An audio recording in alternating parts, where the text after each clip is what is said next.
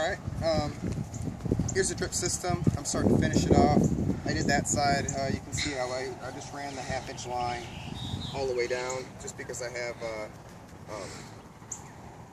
garlic planted in the middle, and so I figured some of the runoff will just go in the middle. On this side, I decided just to run the 1/2 inch line right down the middle and then use the 1/4 inch line how I described over there. I'll show you detailed of how exactly I do it. I use a thumbtack. I'll store it in my brim of my hat, and I'd like to use these connectors first in there, and then I put the drippers on the outside because it acts as a little bit of a weight. And like I said on another video, that when the water's coming out, that the water sometimes will drip down off this, and so it acts as like the lowest point, so it'll drip off instead of like off further. But there's that. I just take a thumbtack and I kind of measure off. I'll put a tack there, and I'll go on this side and put a tack.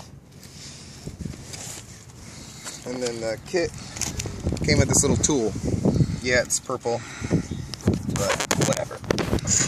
Make sure there's no dust in it. And I find the hole, and this end kind of just sticks into there, and the sharp end is for the 1/2 inch tubing. Now, it didn't say anything about using a thumbtack to poke a hole, but I just found it easier to start it with the thumbtack. And then I just grip it on the outside, push till it clicks, grab this next one, make sure there's no dust in it, find the next hole, right there. Oop. Till it pops. Alright, now 1/4 inch line.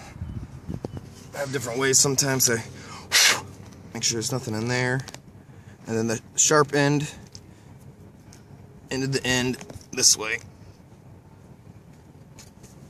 and then I kind of measure it off with my hands, get it pretty close.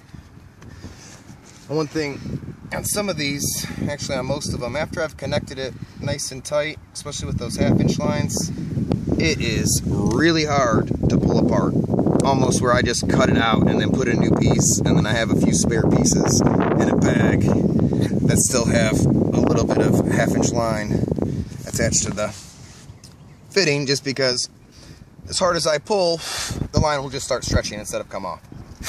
And out of frustration, I just chuck it to the side. So there's that side, kind of lined up. And here's this side. Sharp end in. Measure it out. Looks good. Cut it. Attach it back on. Make sure it's on pretty good. Some of them I didn't have on all the way. I thought I did, and when the pressure came on, it just popped off. So there's that, and I just kind of rotate them into place. That's about it. I'm about to go turn it on. Alright, cool, thanks.